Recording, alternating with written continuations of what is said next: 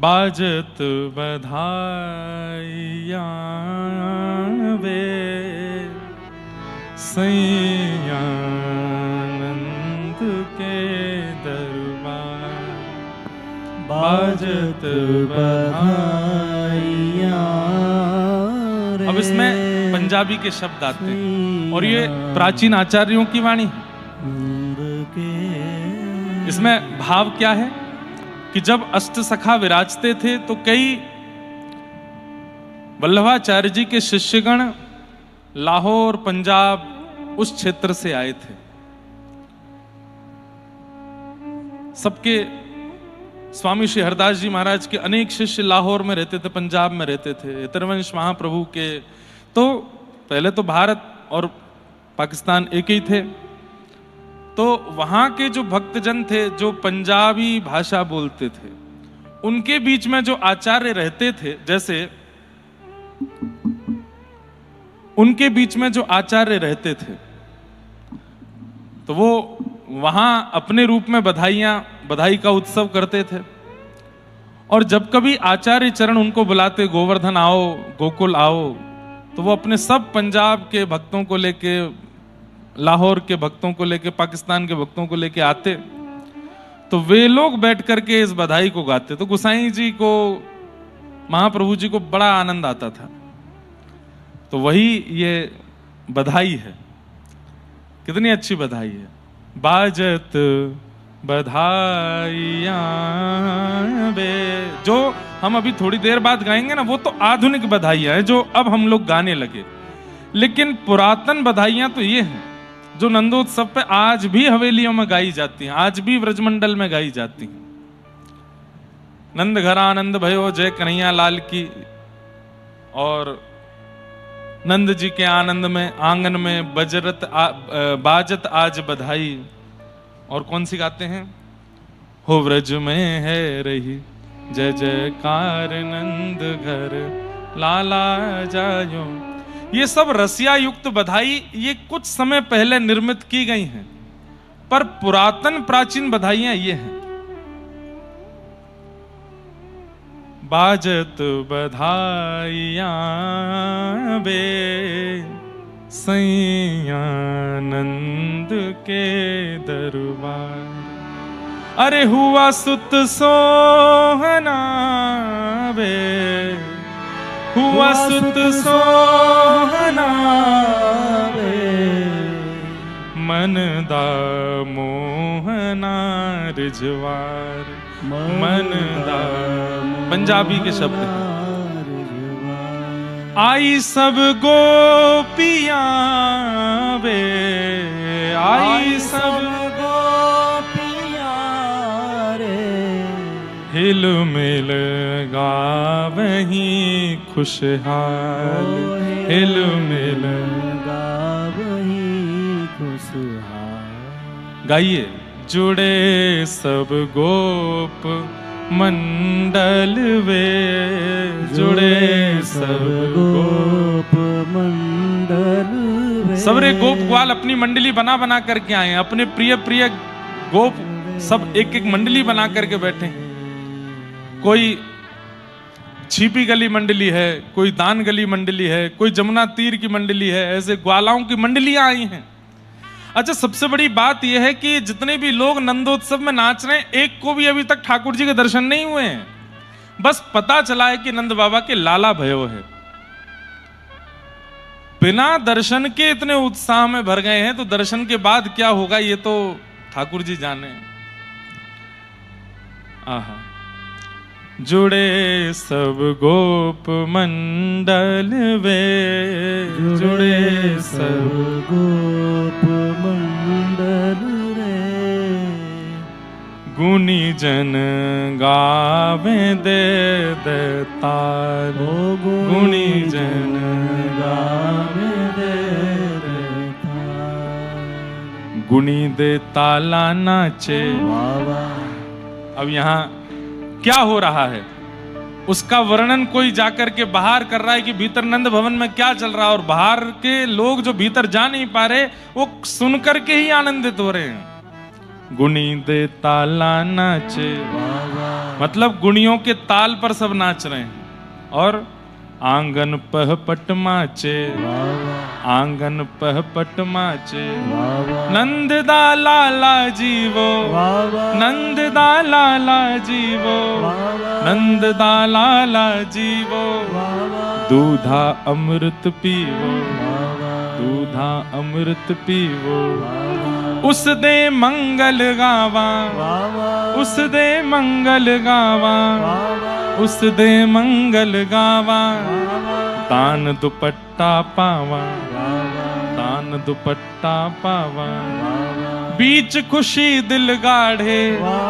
बीच खुशी दिल गाढ़े, मंगल मुखी दुसाड़े, मंगल मुखी दुसाड़े, पावा पटदान मोती वे, पावा पटदान मोती वे, पावा पटदान मोती वे, पावा पटदान मोती वे। ओ साड़ी फूल दे दिल माज, साड़ी फूल दे दिल माज, हे तुझ पर घोलिया वे, हे तुझ पर घोलिया रे, हे यशोदे बोलियान सुनाए, यशोदे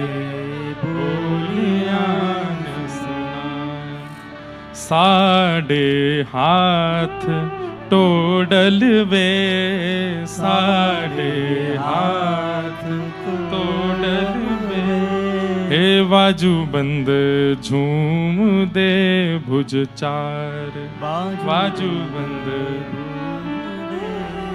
अरे धन धन आज का दिन रे, धन धन आज का दिन रे, दे दी दान क्यों न मगाए, दे दी दान क्यों न मगाए, मेहर ने दान मगाया, मेहर ने दान मगाया, कंचन झर भर खाया, कंचन झर भर खाया, है बड़ भागी तू ही, है बड़ भागी तू ही, करे मुरादी पूरी, करे मुरादी पूरी, जन्म जन्म गुण गावा, जन्म जन्म गुण गावा, लाल को दर्शन पावा, लाल को दर्शन पावा, जन्म जन्म गुण गावा, जन्म जन्म गुण गावा, नागरी दर्शन पावा, नागरी दर्शन पावा, जन्म जन्म गुण गावा, जन्म जन्म गुण गावा, जन्म जन्म गुण गावा। ऐसे सब उत्सव मना रहे हैं। नागरीदास जी का ये पद है जिन्होंने नंदोत्सव का गाया। आज भी नंदोत्सव पर यह गवता है, हवेलियों में, श्रीनाथ जी में गाया जाता है। और दूसरा पद तो श्री परमानंद दास जी का हम लोग गा ही रहे थे एक दिन, उनके हेरी हे भैया हो आज नंदराय के आनंद भयो। वास्तव में नंदोत्सव आनंद उत्सव कहा जाता है। जन्माष्टमी को आनंद उत्सव, सुख, दुख और आनंद, ये तीन भाव हैं।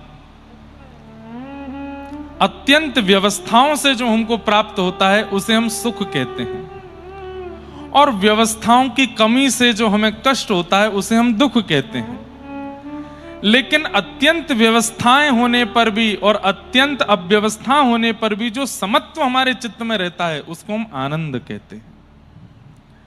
व्यवस्थाएं बहुत ज्यादा फुलाएं नहीं और अव्यवस्थाएं बहुत ज्यादा दुखी ना करें, ऐसा भाव जिसके चित्त का हो जाता है उसको आनंद कहते हैं।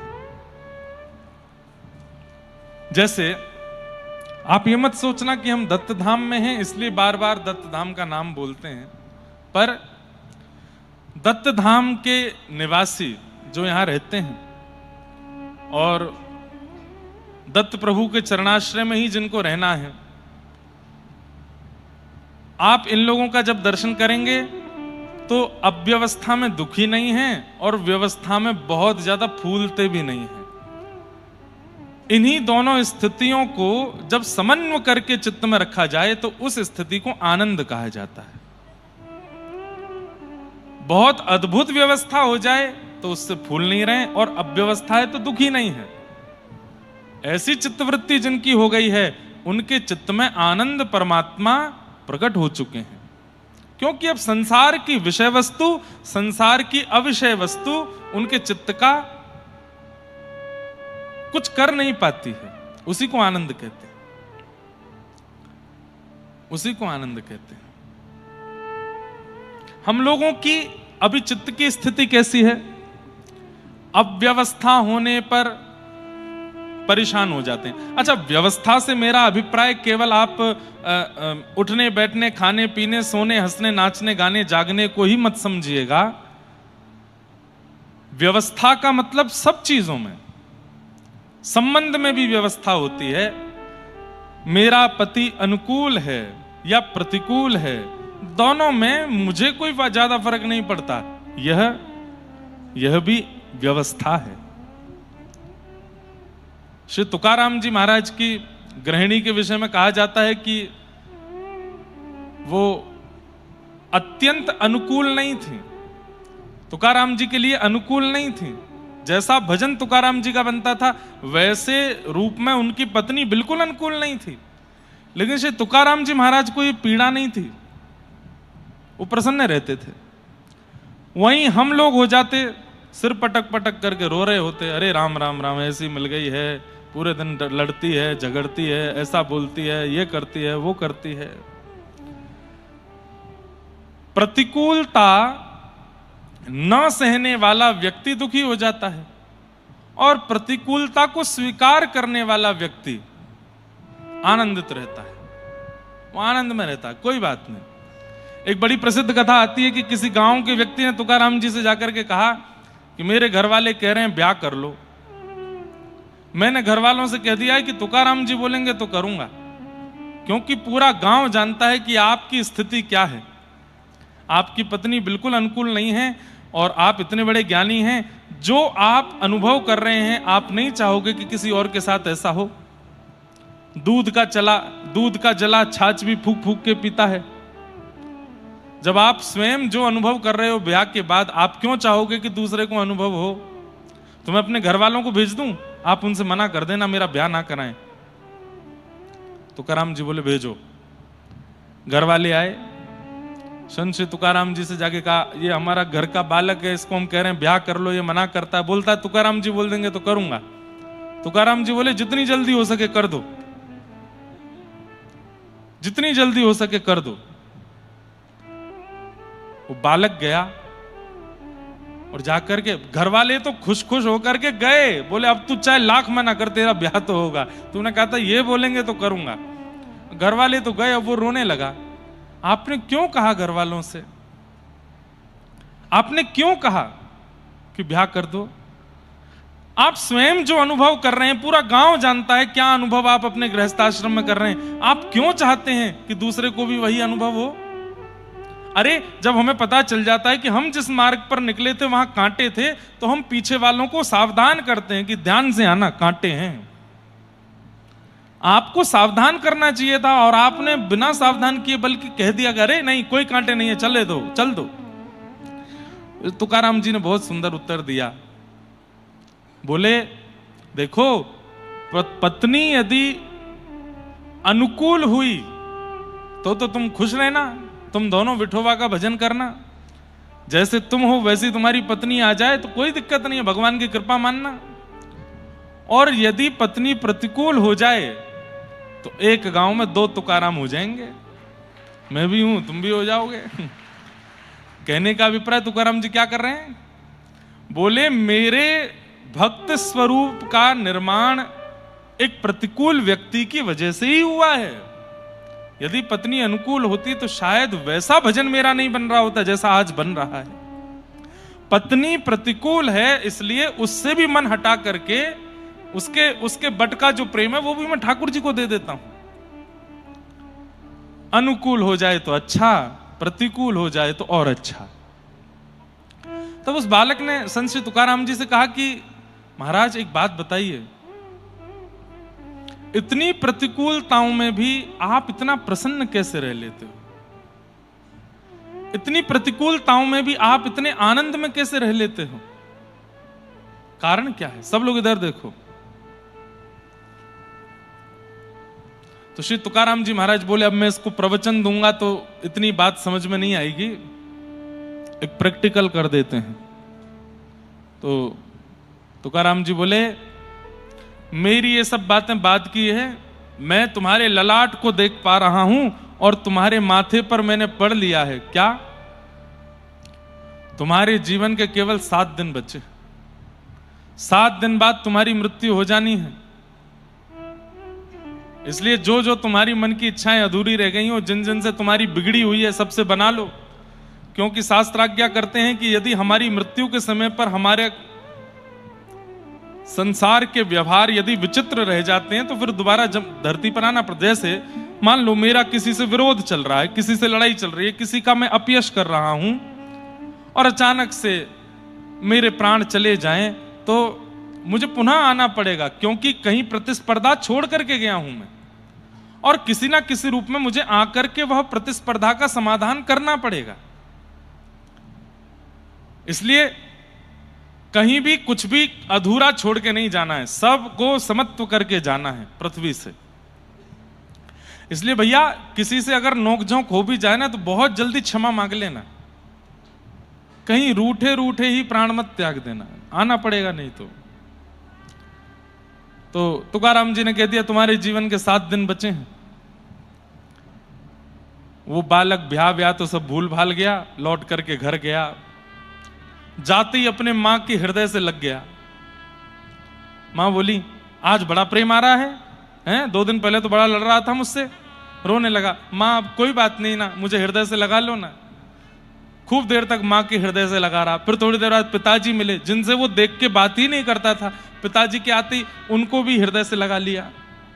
जिस भाई से वर्षों से उसकी बनी नहीं थी, उस भाई के यहां जाकर के स्वयं क्षमा मांगने लगा, भैया मुझे क्षमा कर दो, आज के बाद अब कुछ गड़बड़ी नहीं होगी। इतने साल से तो तू बोला नहीं, आज कैसे? बोले बस आप क्षमा कर देना। अब कोई उसके प्रतिकूल व्यवहार भी कर रहा है, ध्यान से सुनिएगा, जो उसको पसंद नहीं है ऐसा व्यवहार भी यदि कोई कर रहा है तो भी उसको क्रोध नहीं आ रहा। क्यों? मेरे जीवन के बस 7 ही दिन बचे हैं, गुस्सा करके क्या फायदा है। इस प्रकार 7 दिन व्यतीत हो गए। 7वां दिन था, उसने कहा जिन्होंने बताया था कि आज मेरी मृत्यु है, चलूं उनके पास। तुकाराम जी के पास जाके बोला, आज 7वां दिन है, मेरे प्राण जाने वाले हैं, कुछ आज्ञा कर दीजिए, मैं क्या करूं। तो संत श्री तुकाराम जी बोले, ये बताओ पिछले 7 दिन में तुम्हारी किससे लड़ाई हुई? बोले किसी से भी नहीं। किसी ने अनुकूल प्रतिकूल व्यवहार नहीं किया? बोले खूब किया। बोले तुम्हें गुस्सा नहीं आया? बोले नहीं आया। क्यों नहीं आया? बोले ये सोच के नहीं आया कि गुस्सा करके क्या फायदा, 7 ही दिन बचे हैं। और अनुकूल व्यवहार करने पर बहुत प्रेम भी नहीं आया। क्यों? तब भी यही लगा कि 7 ही दिन बचे हैं। संत श्री तुकाराम जी बोले, मेरी प्रसन्नता का कारण यही है, मैं हर क्षण सोचता हूं कि अगला क्षण भी मेरा अंतिम हो सकता है। किसी के व्यवहार से मैं बहुत प्रसन्न और बहुत दुखी क्यों हूं? मेरा अगला क्षण भी अंतिम हो सकता है, किसी भी समय मेरे प्राण जा सकते हैं। किसी की अनुकूलता से प्रसन्न होकर के, किसी की प्रतिकूलता से दुखी होकर के मैं क्यों अपना समय बर्बाद करूं? आपने हमको माला पहना दी, दक्षिणा दे दी, खूब सारा धन धान्य दे दिया, चरणों में गिर के जो है प्रणाम कर लिया, और मैं भूल जाऊं कि अरे वाह देखो मुझे तो कितना प्रेम मिलता है। उसी क्षण प्राण चले गए। तो मद में प्राण जाएंगे तो फिर उसी के अनुरूप अगला जन्म मिलेगा। आपने यदि कुछ गलत कहा और आपकी गलत बात सुनकर के मैं दुखी हो गया, आपके प्रति शत्रुता का भाव ले आया और उसी समय प्राण चले गए, तो फिर नकारात्मक ऊर्जा में प्राण जाने का फल मिलेगा, नरक जाना पड़ेगा और जो जो होगा। तुकाराम जी कहते हैं, अगला क्षण भी मेरा अंतिम हो सकता है, मैं ये सोच करके अपने वर्तमान क्षण को खराब नहीं करता। कोई कैसा भी व्यवहार करे, मेरी पत्नी प्रतिकूल व्यवहार करे, कोई राजा आकर के अनुकूल व्यवहार करे, मैं सब में सम इसलिए रहता हूं क्योंकि मुझे यही पता है कि कभी भी प्राण जा सकते हैं। सुख में फूलो मती, दुख में भूलो मती, प्राण जाएं मगर नाम भूलो मती, काम की वासना को मिटाते चलो, कृष्ण गोविंद गोपाल गाते चलो। ऐसा मन जिनका बन गया है, वास्तव में कृष्ण जन्मोत्सव के अधिकारी वही हैं जो ना किसी की बात से बहुत खुश होते हैं और ना किसी की बात से बहुत दुखी होते हैं, सम रहते हैं, एक रस रहते हैं। उनका रस परिवर्तित नहीं होता, एक रस रहते हैं।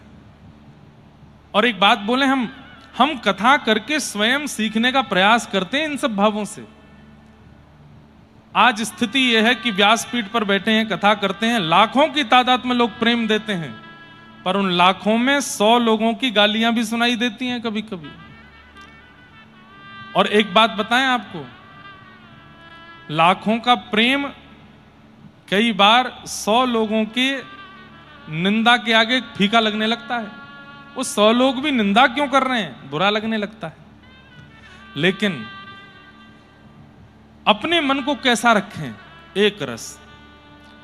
चाहे कोई कितना सम्मान कर दे तो भी एक रस रहो, चाहे कोई कितनी निंदा कर दे, कितना भी अपमान कर दे तो भी एक ही रस रहो। दोनों स्थिति में मन को बिगड़ने नहीं देना। ऐसी स्थिति जब आपके मन की हो जाएगी तो आप ना सुखी हो ना दुखी हो, आप कौन हो, आनंद में हो। और सोई आप गा सकते हो, मेरे मन आनंद भयो जय कन्हैया लाल के।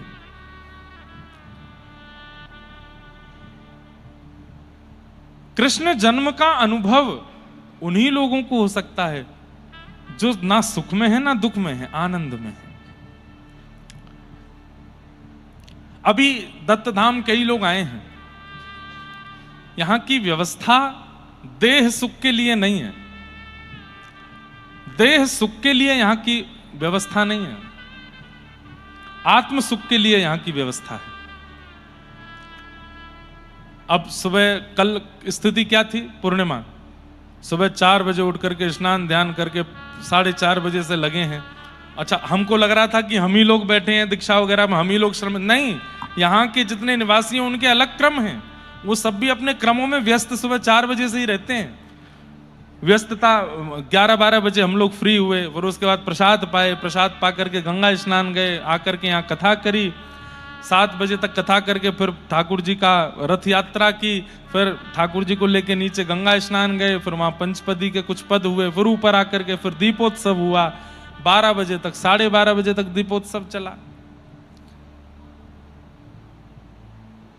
यही कोई क्रिया सुबह 4 बजे से रात्रि 12 बजे तक की घर की होती, मान लो घर में किसी का विवाह होता, किसी का जन्मदिन होता, या घर की किसी क्रिया में आप होते, तो रात में रो रहे होते, हाथ में दर्द हो रहा है, पैर दर्द कर रहे हैं, कमर अकड़ गई है, मूव लगा दो भैया, कोई बाम फाम लगाओ, कुछ तो करो, एसी चला दो, हमको उठाना नहीं, 12-13 घंटे सोएंगे, अब तो हम नॉन स्टॉप सोएंगे। एक हमारे पंडित जी हैं, वो दत्तधाम आए थे मास कथा में और मेरी सेवा में थे, तो 4 बजे उठना, स्नान करने जाना, आके जप करना, उसके बाद फिर मध्याह्न स्नान जाना, फिर कथा में रहना, फिर रात्रि स्नान जाना, फिर आना, फिर आकर के यहाँ पे रात्रि के कार्यक्रम होते थे, ऐसे ही 11-12 बजे तक, और फिर 1-1:30 बजे सोना, फिर 4 बजे उठ जाना। अब उन पंडित जी की हालत ये हो गई, 1 महीने में यहाँ कथा विश्राम के बाद बोले, महाराज जी अब मैं 1 हफ्ते की नींद चाहता हूँ, केवल सोऊंगा, भोजन भी नहीं चाहिए मुझे। और आप विश्वास नहीं मानेंगे, मैंने ऐसा सोने वाला व्यक्ति ही नहीं देखा। वो नॉन स्टॉप 2 दिन तक सो सकते हैं, मतलब जैसे आज सोए, आज पूरी रात सोए, कल पूरा दिन सोए, कल पूरी रात सोए, परसों पूरा दिन सोए, फिर रात को उठे, और बीच में बस उठते हैं आंख बंद में पानी पीते, पानी रखा होना चाहिए पास में, पानी पी करके सोते हैं। निद्रा देवी सिद्ध हैं उनको। यहां मत देखो, आए नहीं है यहां पे। आए हैं क्या? कहां हैं? अच्छा यहां नहीं है क्या? आए तो हैं। जब आएंगे ना तो मैं थोड़ा इशारा कर दूंगा, तो आप लोग उनको देख लेना बस। बहुत भयंकर सुअक्कड़ हैं, सोते हैं।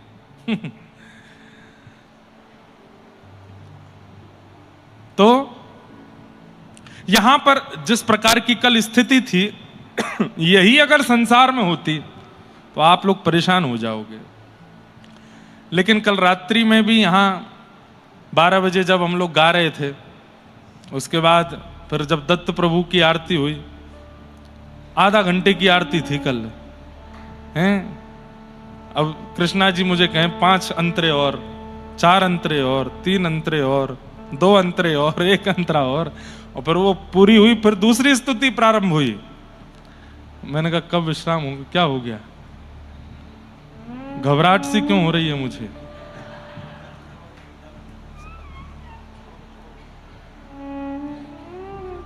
जय हो।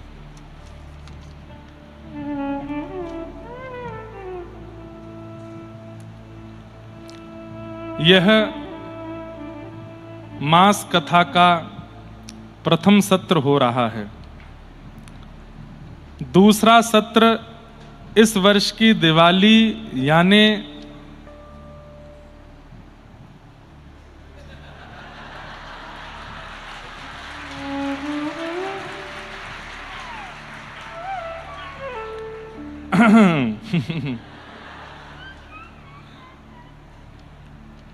दूसरा सत्र मतलब दिवाली यानी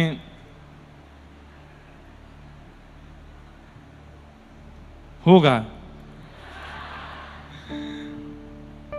दिवाली है तो संभवतः कथा का विश्राम ही होगा। अगर हो भी तो उन महानुभावों को प्रेम से दत्तधाम की ओर से और आपकी यही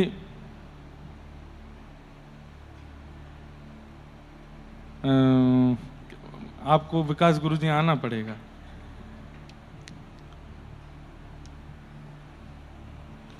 ये क्या है? अच्छा, पाचारणा करें और लगे हाथ ये आप ही। अच्छा, वो मुझे पढ़ने वाला है। मंच का जो क्रम है कथा एवं वो ये क्या है?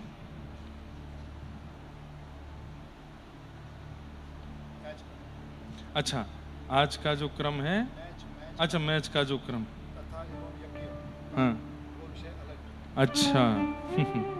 अच्छा, ये तारीख कौन सी लिखी है?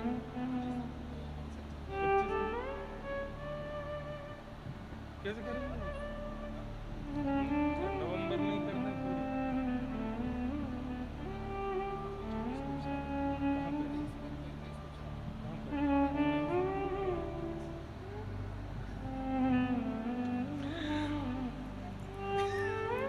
अभी 2 दिन बचे हैं मुझ पर। डेट तो मैं एक डेट और थोड़ी बस आगे पीछे करके कर दूंगा। एक पिताजी की आज्ञा से एक डेट है, वो भी करनी पड़ेगी। लेकिन इस साल आ ही जाएंगे हम दत्त धाम पूरे मास कथा का। तो अभी कल परसों तो इंटरवल होगा, पिक्चर अभी बाकी है और 15 दिन की अभी फिर होगी।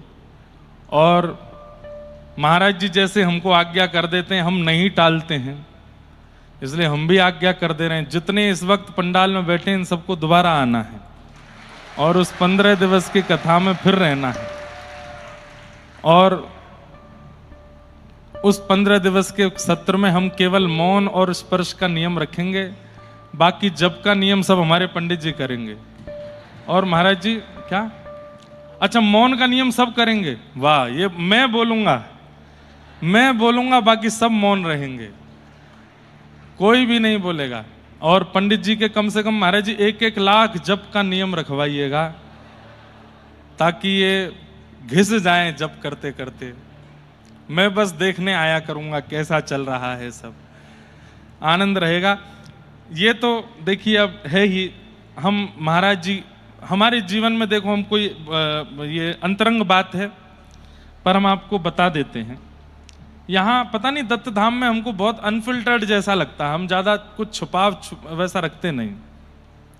हमारे जीवन में कुछ महापुरुष ऐसे हैं जिनकी बात को हम आदेश नहीं मानते, अध्यादेश मानते हैं, और उनकी आज्ञा है ऐसा नहीं मानते, ठाकुर जी की आज्ञा है ऐसा मानते हैं।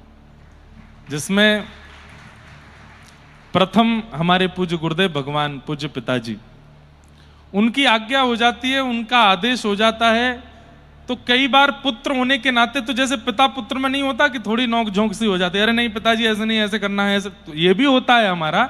लेकिन वो वार्ता करने के बाद जब मैं बाहर आता हूं तो मन में होता है कि नहीं, लौट के जाऊंगा, नहीं आपने जैसे कहा वैसा ही होगा, आप बिल्कुल उसके प्रति निश्चिंत रहिए।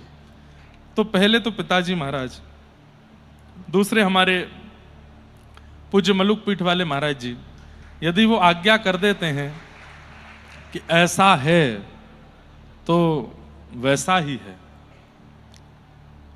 तीसरे हमारे गिरधर लाल जी, हम आपको ये बात बिल्कुल सत्य रूप से बता दें कि कई विषय अपने जीवन के ठाकुर जी के आगे पर्ची डाल करके पूछते हैं हाँ या ना, और ठाकुर जी अगर बोल दें ना, उसमें लाखों का फायदा हो रहा हो मुझे तो नहीं, और अगर ठाकुर जी ने कह दिया कि हाँ उसमें भले ही करोड़ों का घाटा हो रहा हो तो वो करना है, लाल जी ने कहा है। और बाकी और भी महापुरुष हैं, लेकिन हमारे पूज्य श्री दत्तदास महाराज जी, आपकी आज्ञा हो जाती है कि ये करना है तो बस मन में फिर संशय नहीं आता, मन में दूसरा विचार नहीं आता, मन में फिर एक ही रट लगती है, अब तो करना है, चाहे जैसे करें, करना है। स्थिति ऐसी हमारी बनी भई है इस वक्त की हम हिल ही नहीं पा रहे हैं, कहीं भी जा ही नहीं पा रहे हैं। 2-2, 3-3 साल के सब सत्र नियमित रूप से हो गए हैं। अब इस वर्ष भी कई सत्र ऐसे हैं जो बड़े बड़े महापुरुषों के हैं। वृंदावन में भी एक कथा है, एक कथा तो हमारी ऐसी है, सुबह वृंदावन में, शाम को गोवर्धन में है, एक ही समय पर, क्योंकि समय ही नहीं दे पा रहे, और सबका मान रखना भी भाव रहता है, सबको सुख देना है। कई हमारे पुराने परिचित भी हैं, कई पिताजी महाराज की आज्ञा से होते हैं, कई मलुक पीठ वाले महाराज जी की आज्ञा से होते हैं, कई संतों की आज्ञा से होते हैं। अब वो कहते हैं कि आपको यहाँ कथा करनी है, तो अब हमारा व्यवहार ऐसा नहीं कि हम उनसे बोले महाराज जी हम तो बहुत व्यस्त हैं, नहीं जा पाएंगे। ये बोलना कितना अनुचित लगता है कि हम छोटे होकर के ये बोले महाराज जी से कि हम, अब वो करते तो हैं। ऐसे ही सब कथाएं बहुत सारी संतों की आज्ञा की हैं, परंतु महाराज जी की आज्ञा हुई है तो 2027 लगेगा नहीं, उससे पहले हम दत्तधाम आ जाएंगे। और ये जो मास कथा के 15 दिवस का सत्र है वो पूर्ण करके ही जाएंगे। और 2 दिन बचे हैं, 4 तारीख को अभी महाराज जी के पास हम बैठे ही नहीं पाए हैं, रात्रि में बैठेंगे, और 4 तारीख को जिस दिन विश्राम होगी कथा, उस दिन कथा सत्र सुबह होगा 10 बजे से, और उसी दिन फिर एक समय बता जाएंगे कि इस डेट में गिरधर लाल जी दोबारा आ रहे हैं। सब लोग बोरिया बिस्तर बांध करके आ जाना, खूब प्रेम से आनंद करेंगे। और सर्दियों का समय रहेगा, धूप की कोई जरूरत नहीं है। अवधूत चिंतनारे धूप धूप दुलारे, ये नहीं चलेगा फिर। अवधूत चिंतनारे जाड़ो दुलारे फिर तो जाड़ा पड़ेगा यहाँ पर, लेकिन खूब आनंद करेंगे हम लोग। और महाराज जी की आज्ञा हो गई, आना ही है, किसी भी रूप में आना है। उनको भी ले आएंगे दत्त धाम में, चलो वहीं चलो, तुम ही आरती कर देना भागवत जी की, तुम ही पूजा कर देना, तुम ही लोग सब कर देना, हम तुम्हारे नाम से ही कह देंगे भाई तुम्हारी ही कथा है, ऐसा कुछ कर देंगे तो उनका भी थोड़ा मन रह जाएगा। लेकिन लोग मानते नहीं है, हमको पता है ना। महाराज जी हमारे घर के बाहर धरना पे बैठ गए हैं कई लोग जाकर के, और अभी भोजन पानी छोड़ देते हैं, जाने कैसी कैसी स्थिति में आ जाते हैं। हमको डेट नहीं दी है कथा की, महाराज जी से दिलवाओ। फिर हमारी माता जी का फोन आता है, एक बालक आयो है बेचारो, 2 दिन आते भूखो बैठो है, वहाँ कुछ समय दे दे, कह रहा हूं मैं प्राण त्याग दूंगा अगर समय नहीं दिया। मैंने कि मां करूंगा कथा, कैसे भी करूं। तो ऐसी परिस्थिति में हम फंस जाते हैं। लेकिन वहां हम सबके लिए जाते हैं, यहां हम अपने लिए आते हैं।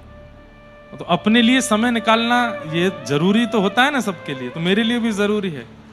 जैसे हर व्यक्ति अपने व्यस्ततम समय में से कुछ समय अपने लिए निकाल करके जाता है और वो कुछ रिफ्रेशिंग करता है, ताकि उसका माइंड, उसका मन, उसकी बुद्धि जो इतने दिन से कामों में लगा था वो थोड़ा रिफ्रेश हो जाए। थोड़ा रीस्टार्ट के लिए ब्रेक जरूरी होता है। मेरे लिए दत्तधाम आना ब्रेक जैसा ही है।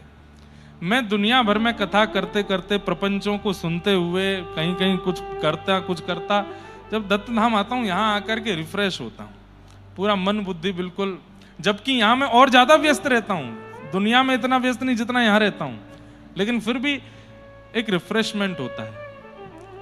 आज 13वां दिन है, 3 घंटे से अधिक, कल जरूर मैं 4 घंटे सोया हूं, नहीं तो 3 घंटे से ऊपर नींद गई ही नहीं है एक भी दिन। बस लगे रहते हैं और पता नहीं क्यों मन होता है कि करें।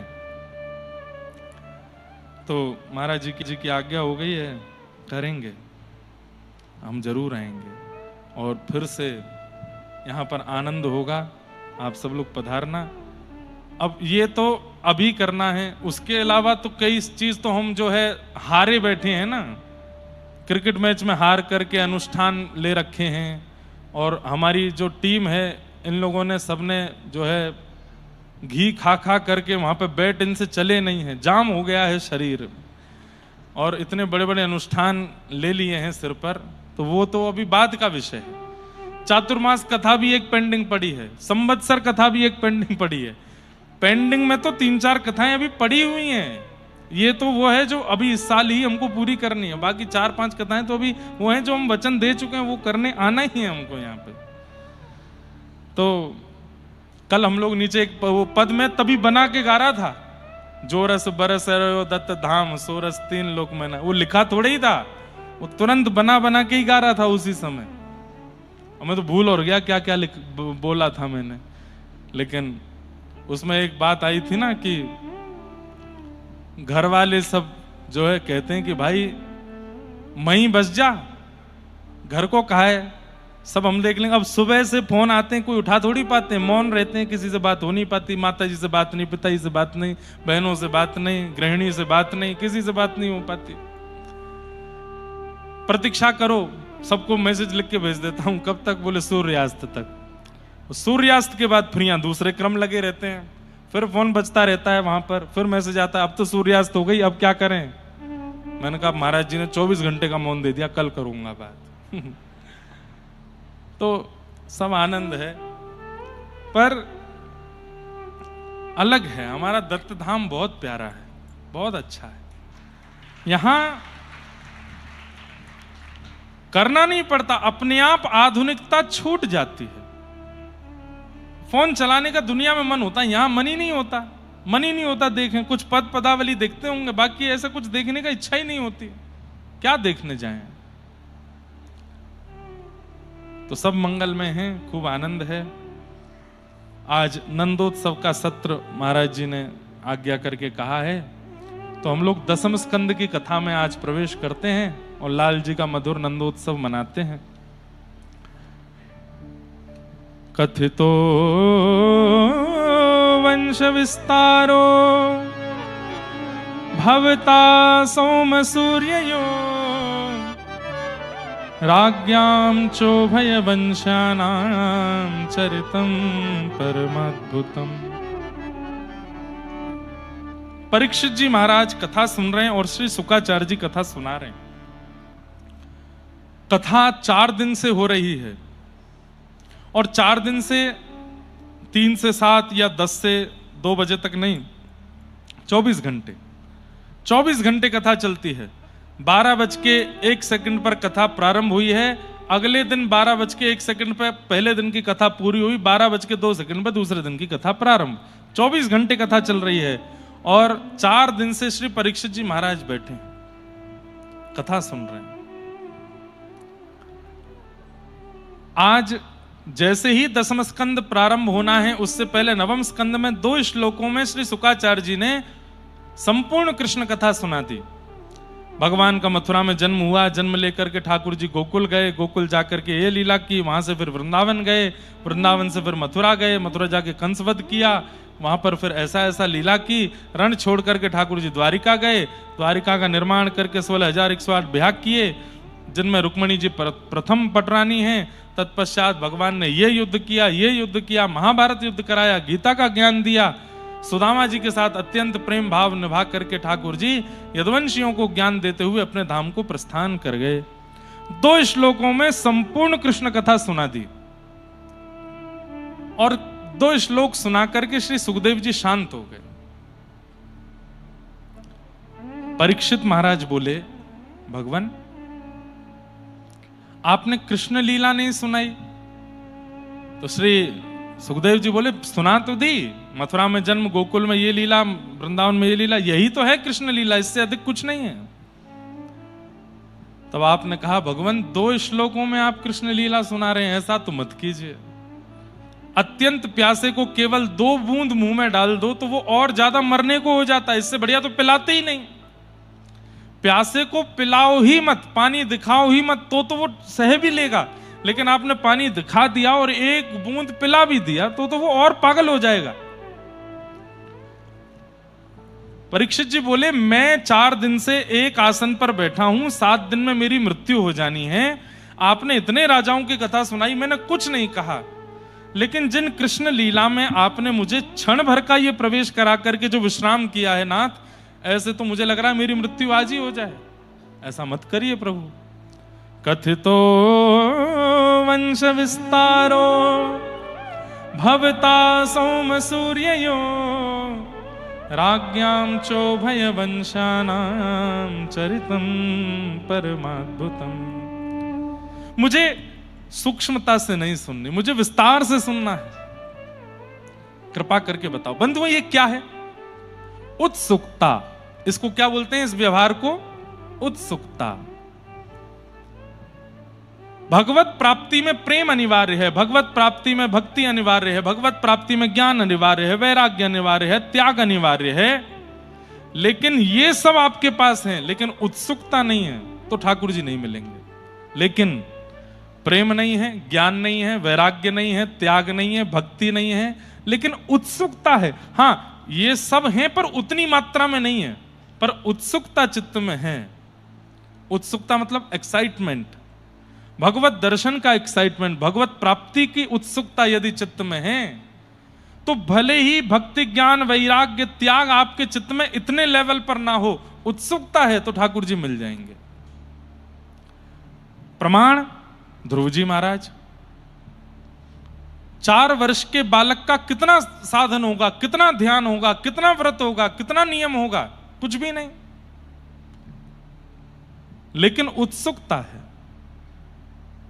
देखो चाहत कमल नयन को, देखो चाहत कमल नयन को, निस दिन रहत उदासी अखियां, हरि दर्शन की प्यासी। ये प्यास, इसी को उत्सुकता कहते हैं। अच्छा, उत्सुक व्यक्ति का एक लक्षण बताऊं, वो एक बार ठाकुर जी का होकर के दोबारा संसार का होता ही नहीं है। हम लोग कैसे हैं, अभी दत्त धाम में हैं तो तिलक भी लगा रहे हैं, सुबह जल्दी भी उठ रहे हैं, गंगा जी स्नान भी कर रहे हैं, जप भी कर रहे हैं, मौन भी रह रहे हैं, स्पर्श में भी रह रहे हैं, सीमित प्रसाद भी पा रहे हैं, खूब दिगंबरा कर रहे हैं, लेकिन जैसे ही वापस गए सारी व्यवस्थाएं छोड़ छाड़ कर फिर से संसारी हो गए। इसका मतलब उत्सुकता नहीं है चित्त में। उत्सुक व्यक्ति सदा एक रस रहता है, हर स्थिति में एक रस रहता है। वो यहां है तो भी ऐसा ही है, वहां है तो भी वैसा ही है। उत्सुक व्यक्ति परिवर्तित नहीं होता, उत्सुक व्यक्ति सदा एक रस रहता है। उत्सुकता जीवन में लाइए, एक रस रहो। आज एक्साइटेड हैं ठाकुर जी से मिलने के, कल भी रहो, परसों भी रहो, वर्षों बाद भी रहो। जैसे सबरी, गुरुदेव कह के गए हैं कि राम जी आएंगे, बस प्रतीक्षा करना। 1 नहीं, 2 नहीं, 3 नहीं, 10 नहीं, 20 नहीं, 50 नहीं, कितने वर्ष बाद ठाकुर जी आए हैं। और जितने वर्ष निकले हैं, सबरी की उत्सुकता घटी नहीं है। कहते हैं सबरी जी रोज 3 बजे उठ जाती हैं, स्नान करती हैं, पुष्प चयन करके लाती हैं। उस मार्ग को रोज, जैसे मैं आता हूं तो यहाँ पे ऐसे सुंदर सुंदर ये बनाते हैं चित्रकला, कुछ कभी बनाती हैं रंगोले से, हमारे सब भाई बहन मिलके खूब बढ़िया बढ़िया सुंदर सजाते हैं। अगर वैसे तो यहाँ पे भी हो सकता है, अगर साल भर की मेरी कथा हुई तो साल भर ये बनेगा ही बनेगा, यहाँ उत्सुकता घटेगी नहीं। पर कई जगह ऐसा होता है वहां 7 दिन में ही उत्सुकता घटने लगती है। 5 दिन बाद जैसा पहले दिन उत्सुकता थी, दूसरे दिन नहीं है, तीसरे दिन और घट गई, चौथे दिन और घट गई, 5वें दिन और घट गई, 6वें दिन और घट गई, 7वें दिन तो आलस में ही आ गए, अरे भैया तुम ही कर लो, हमसे नहीं हो रहा है। नहीं, दिन प्रति बढ़े वो उत्सुकता है। सबरी जी रोज मार्ग पर झाड़ू लगाती हैं, रोज पुष्पों से उसकी सजावट करती हैं, रोज उस पर गंगा जल छिड़कती हैं, रोज सुगंधित पुष्पों से उस पर सुगंधी डालती हैं। क्यों? राम जी आ रहे होंगे। और पूरा सजा करके फिर फल फूल ला करके डलिया में सजाती हैं और एकटक निहारती रहती हैं, अब आएंगे, अब आएंगे, अब आएंगे। कौन प्रतीक्षा कर सकता है ऐसे? और वो भी सालों साल तक इतनी प्रतीक्षा। और जैसी शाम होती है, सूर्यास्त होता है, तो दुखी नहीं होती, प्रसन्न मुद्रा में ही। कहीं रह गए होंगे, व्यस्त होंगे, अभी आने में थोड़ा विलंब होगा। सारे पुष्पों का चयन कर लेती हैं, सारे फल फूल और जो जो मार्ग पर सबका चयन करके एक तरफ रख देती हैं, और उन्हीं फलों को ठाकुर जी को निवेदित करके पाके सो जाती हैं। फिर सुबह 3 बजे उठती हैं, फिर से सजाती हैं। उत्सुकता की पराकाष्ठा है सबरी। कहते हैं कि इस उत्सुकता के क्रम के बीच में सबरी जी जिस सरोवर से जल लेने के लिए जाती थी, एक समय आने पर उस सरोवर का जल सूख गया।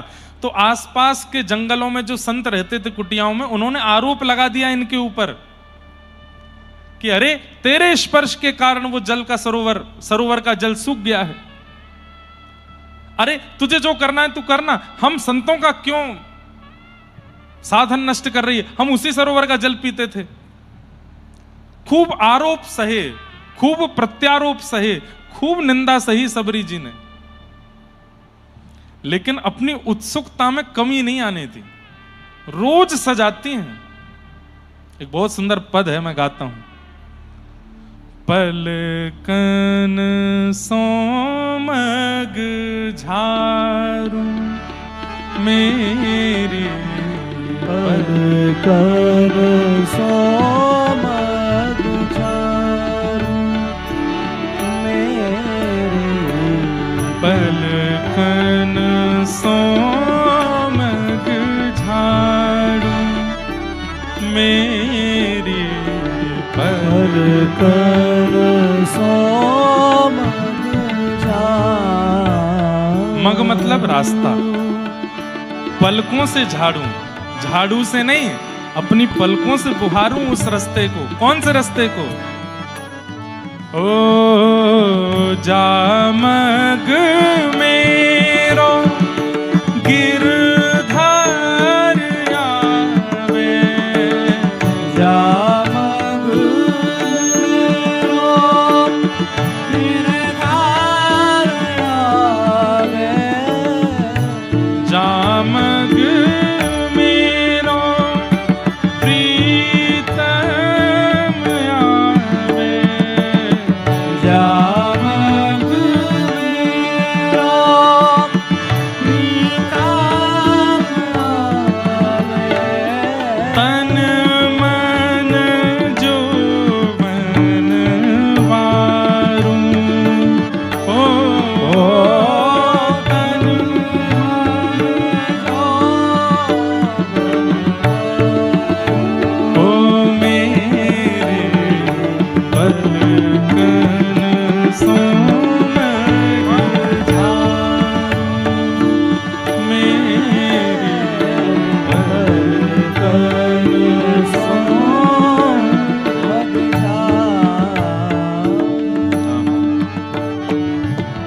मग मेरो गिरधर आवे तन मन जोवन वारूं।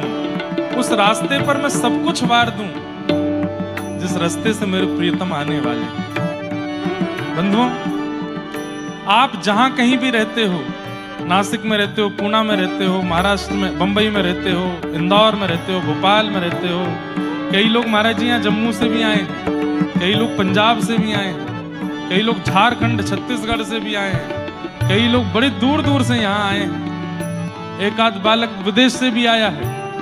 जहां भी रहते हो जाकर के नेविगेशन खोलना है और उस नेविगेशन में देखना वृंदावन कौन सी दिशा में, उस दिशा पर कोई चिन्ह रख दीजिए और नित्य उसी दिशा में देख करके उसी दिशा को प्रणाम करो। क्यों? यामग मेरो गिरिधर आवे, इसी रास्ते में मेरे गिरिराज जी रहते हैं, इसी रास्ते में राधा रमन लाल रहते हैं, इसी रास्ते में श्री राधा वल्लभ लाल, श्री राधा गिरधर लाल, मेरे गुरुदेव भगवान रहते हैं, श्री यमुना जी बहती हैं, रजरानी रहती हैं, कुंज बिहारी लाल रहते हैं। इस दिशा को मैं प्रणाम करूं। उत्सुकता बढ़ाइए अपने चित्त में। क्या कह रहे हैं?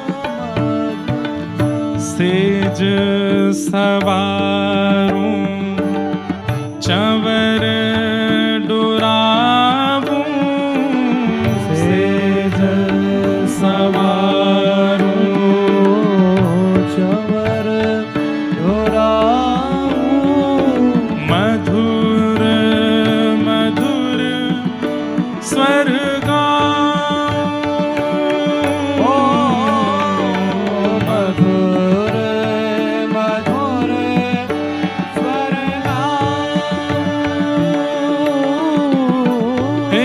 रसिक प्रीतम पिया जो मिल मोहे, रसिक प्रीतम पिया जो मिल मोहे, रसिक प्रीतम पिया जो मिल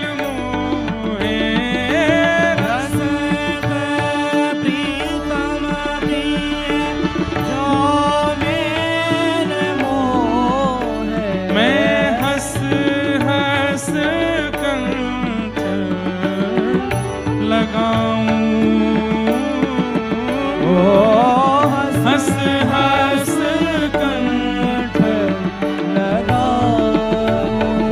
मेरे पलकन सुमग झारूं, मेरे पलकन